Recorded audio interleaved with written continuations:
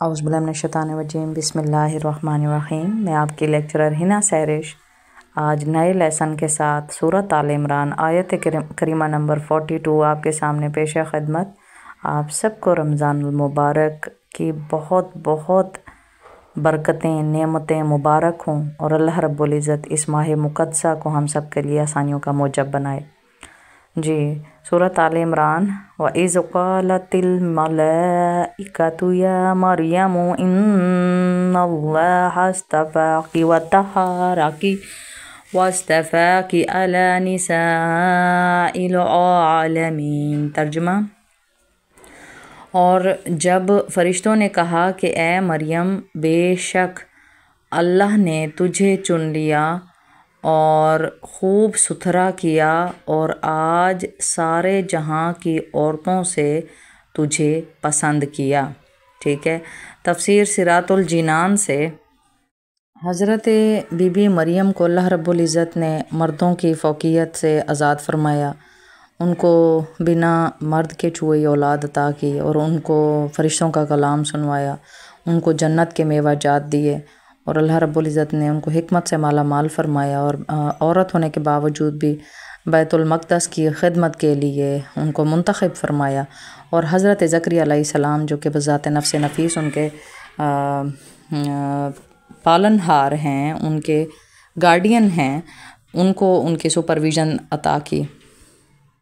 حضرت be be مریم کی فضیلت ثابت ہو رہی ہے۔ کیا اللہ خود بتا رہا ہے کہ کتنے لوگ آپس میں جھگڑا کرتے، قرہ ڈالتے کہ ان کی مریم کی پرورش کس نے کرنی ہے، اور اللہ نے حضرت زکریا کو ان کے لیے منتخب فرمایا۔ تو قرہ ڈالنے والا کام یہ بھی شریعت میں ہے، جیسے نبی پاک صلی اللہ علیہ وسلم اپنے ازواج مطہرات، جب ازواج مطہرات کو میں سے کس کو ساتھ سفر پر لے کے جانا ہے تو آپ صلی اللہ علیہ وسلم بھی یہیں قرہ ڈالا کرتے، اور ہر مشکل کام جس کی سمجھ نہ آ رہی ہو تو قرہ اندازی کرنا یہ سنت کا ایک حصہ ہوتا ہے۔ اچھا، یہاں غائب کی خبزالی کا من انباء الغیب، یہ غیب کی خبریں ہیں، یہ غیب کی خبریں اللہ ہمیں دے رہا ہے کہ اللہ نے عطا کی ہیں حضرت بی بی مریم کو۔ اللہ عطا کرتا ہے جسے چاہے اپنی محبت سے، اپنے حب سے۔ اور نبی مکرم صلی اللہ علیہ وسلم کی حدیث مبارکہ کہ میں اتنا جانتا ہوں جتنا میرے رب تعالیٰ نے مجھے نوازا ہے، حکمت مجھے عطا فرمائی ہے۔ اور یہاں پر تفسیر صراط الجنان میں یہ کہہ دینا کہ بھئی یہاں نبی پاک صلی اللہ علیہ وسلم غائب کے علم بھی جانتے تھے، تو آپ صلی اللہ علیہ وسلم کے پاس ایک صحابی آتے ہیں اور پوچھا کہ قیامت کب آئے گی؟ فرمایا میں بھی تمہاری طرح لا علم ہوں۔ اللہ رب العزت نے اپنے نیک بندوں کو بھی اتنی حکمت عطا فرمائی جتنی حکمت اللہ رب العزت چاہتا ہے اپنی رضا سے۔ اس سے کوئی پوچھنے والا نہیں، اسے کوئی بتانے والا نہیں۔ اللہ ایک اللہ ہے، اللہ وحدہ لا شریک ہے۔ ہم اللہ سے اس کی غائب کی امداد مانگیں گے، اس کی نعمتوں کی امداد مانگیں گے، اس کی رحمتوں کی امداد مانگیں گے۔ میں تھوڑا سا اختلاف کرتی ہوں تفسیر صراط الجنان سے کہ یہ کہہ دینا کہ آپ کسی کی ہیلپ، مطلب آپ کسی نبی کے نام سے ہیلپ لے لو یا کسی ولی کے نام سے ہیلپ لے لو، نہیں، ایسا نہیں ہوتا۔ ہم نے صرف اللہ کے نام سے ہیلپ لینی ہوتی ہے، ٹھیک ہے۔ ہاں، جہاں تلک شفاعت کا معاملہ ہے وہ صرف نبی مکرم صلی اللہ علیہ وسلم کی ذات ببرکات سے ثابت ہے۔ آپ صلی اللہ علیہ وسلم نے فرمایا کہ میرے پر درود و سلام بھیجا کرو کہ محشر کے روز اللہ تمہیں میری شفاعت سے بہرامند فرمائے۔ یہ حدیث تواتر جامعہ ترمذی درود و سلام کی کتاب سے ثابت ہے۔ اب آیت کریمہ نمبر 45 سورۃ آل عمران حضرت عیسیٰ علیہ السلام کی صفات کے بارے میں فرمایا جا رہا ہے کہ وہ اللہ عز و جل کا کلمہ ہے، ان کا نام مبارک عیسیٰ ہے، لقب مسیح ہے، کیونکہ آپ علیہ السلام مس کر کے یعنی چھو کے شفا دیتے تھے، دنیا و آخرت میں عزت و وجاہت والے ہیں، رب کریم عز و جل کے مقرب بندے ہیں۔ اس آیت میں حضرت عیسیٰ علیہ السلام کی نسبت باپ کی بجائے ماں کی طرف کی گئی، سے معلوم ہوا کہ حضرت عیسیٰ علیہ السلام بغیر باپ کے یعنی وہ بغیر باپ کے پیدا ہوئے، اور اللہ رب العزت نے ان کو بہت سارے معجزات بھی عطا فرمائے۔ وہ مردوں کو زندہ کر دیتے تھے اور وہ پرندوں میں جان ڈالا کرتے تھے، پھونک مار کے اڑانے کی صفت بھی رکھتے تھے پرندوں کو، اور چمگادڑ کے حوالے سے بھی یہ حدیث مبارکہ ملتی ہے کہ انہوں نے چمگادڑ بھی بنایا، اللہ کی رضا سے بنایا، اور انہوں نے کوڑھ کی بیماری سے شفا مریضوں کو عطا کی۔ اور پھر حضرت عیسیٰ علیہ السلام کی نسبت یہ بھی ہے کہ پکی عمر کے لوگوں کے کلام فرمائیں گے اور بچے ہی ہوں گے نومولود سے، چھوٹے سے پیدا ہوتے ہی، اور آسمان سے اترنے کے بعد آپ علیہ السلام لوگوں سے کلام فرمائیں گے۔ اللہ رب العزت حضرت عیسیٰ علیہ السلام آسمان سے زمین کی طرف سے اتریں گے، جیسا کہ حدیث میں وارد ہوا ہے، اور دجال کو قتل کریں گے۔ لہٰذا جیسے آپ علیہ السلام کا بچپن میں کلام کرنا معجزہ ہے، ایسے ہی پکی عمر میں اس طرح کا کلام کرنا معجزہ ہے۔ اللہ کے خاص بندوں میں سے ہیں۔ اچھا، حضرت عیسیٰ علیہ السلام کی یہ بھی اللہ رب العزت کے حضور اس قدر فضیلت ہے کہ وہ ایک مرتبہ پھر زندہ ہی آسمان کی طرف لوٹائے گئے۔ اپنی امت کی تکالیف سے اللہ نے ان کو بچا لیا اور ان کو زندہ ہی آسمان کی طرف اٹھا لیا۔ یہ بھی قرآن پاک فرقان حمید اسی آیات کے ٹینیور میں آنے والی ہے۔ یہ سارا واقعہ جو میں آپ کو آرام سے بتا رہی ہوں تاکہ آپ لوگوں کو ان آیات کی سمجھ آ جائے۔ اور پھر اس کے بعد نبی پاک صلی اللہ علیہ وسلم نے فرمایا حضرت عیسیٰ علیہ السلام ایک مرتبہ دوبارہ اتارے جائیں گے آسمان سے، اور انہوں نے دجال کو قتل بھی کرنا ہے۔ دجال کے فتنے سے بچنے کی خاطر فرمایا کہ اللہ رب العزت حضرت عیسیٰ علیہ السلام کو دوبارہ نازل فرمائے گا۔ اور سنن نبی داؤد فتنوں کی کتاب سیاہ ستہ نبی پاک صلی اللہ علیہ وسلم نے فرما دیا کہ بنی ہاشم کے ایک جوان کو دیکھا تو آپ صلی اللہ علیہ وسلم آپ کی آنکھیں اشک بار ہو گئیں، اور آپ صلی اللہ علیہ وسلم نے فرمایا کہ حضرت جبریل امین نے مجھے وہ مٹی دکھائی بیٹا آپ لوگ چپ کر آہستہ پڑھو۔ حضرت جبریل امین نے مجھے وہ مٹی دکھائی جس پر میری خلدین کے ورثاء میری اولادوں کو شہید کیا جائے گا، میرے اہل البیت کو شہید کیا جائے گا، اور پھر ایک ایسا وقت آئے گا کہ میرے ہی گھر والوں کو، میرے ہی اہل البیت کو، میری اولاد کو گھروں سے جلا وطن کر دیا جائے گا، اور پھر ان کو شہید کیا جائے گا۔ دنیا کے دل میں اللہ رب العزت اہل البیت کی محبت اور حب پیدا کرے گا، اس قدر کہ وہ میرے اسلام کے جھنڈے یعنی علم پاک کو بلند فرمائیں گے، اور پوری دنیا ان کے ہاتھ پر بیعت کرنا چاہے گی دور حکومت کے عوض سے۔ تو یہ سیاہ جھنڈے والے اہل البیت کے سچے وفادار تب تلک دور حکومت نہیں قبول کریں گے جب تلک کہ میری دختر نیک اختر حضرت بی بی فاطمہ کے فرزند حضرت امام مہدی کا ظہور نہ ہو جائے۔ یہ نبی مکرم صلی اللہ علیہ وسلم کی تواتر حدیث مبارکہ سے ثابت ہے۔ اب یہ آیت کریمہ نمبر 49-48 کی ترجمانی کرتی ہے۔ اللہ تعالیٰ فرماتا ہے اور اللہ اسے سکھائے گا کتاب اور حکمت اور توریت اور انجیل سے، اور رسول ہوگا بنی اسرائیل کی طرف یہ فرماتا ہوا کہ میں تمہارے پاس ایک نشانی لایا ہوں تمہارے رب کی طرف سے، میں تمہارے لیے مٹی سے پرند کی سی مورت بناتا ہوں، پھر اس میں پھونک مارتا ہوں تو وہ فوراً پرند ہو جاتی ہے اللہ کے حکم سے، اور میں شفا دیتا ہوں مادرزاد اندھے جو مطلب پیدائشی جو اندھے ہوں ان کو میں آنکھیں عطا کرتا ہوں، نور عطا کرتا ہوں اللہ کی رضا سے،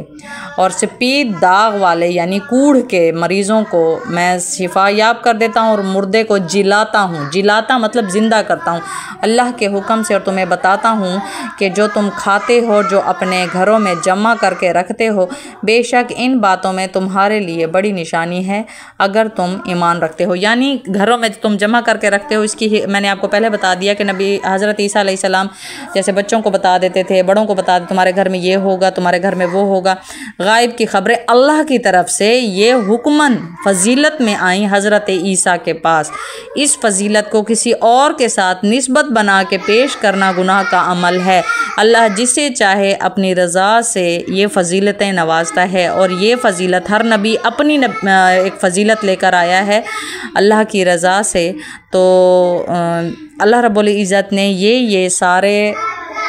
فضیلتیں حضرت عیسیٰ علیہ السلام کو نوازی، مگر یہاں پر یہ کہہ دینا کہ فلاں بندہ ایسا جادو کر رہا ہے، فلاں بندہ یوں کر رہا ہے، فلاں ایسا کر رہا ہے، بس اسی کی پوجا کرو، بس اسی کی عبادت کرو، یہ گناہ میں شمار ہوتا ہے، یہ شرک میں شمار ہوتا ہے۔ اور اللہ رب العزت ایسے مسلمانوں کو بچائے جو درجہ دوم کے مشرک ہو جاتے ہیں، قبر پرست بن جاتے ہیں، اور یہ کہنا کہ ہم تو ان کے توسط سے اللہ سے مانگ رہے ہیں، بھی اللہ کا ہمارے ساتھ تو ڈائریکٹ ربط ہے۔ اللہ کی ڈائریکٹ ربطگی کا ثبوت یہ ہے کہ ہم ڈیلی بیسس پر پنجگانہ نماز میں جب تلک سورۃ فاتحہ کی تلاوت نہ کریں تب تلک ہماری نماز ہی نہیں قبول ہوتی، اور اللہ رب العزت خود ذات نفس نفیس فرماتا ہے،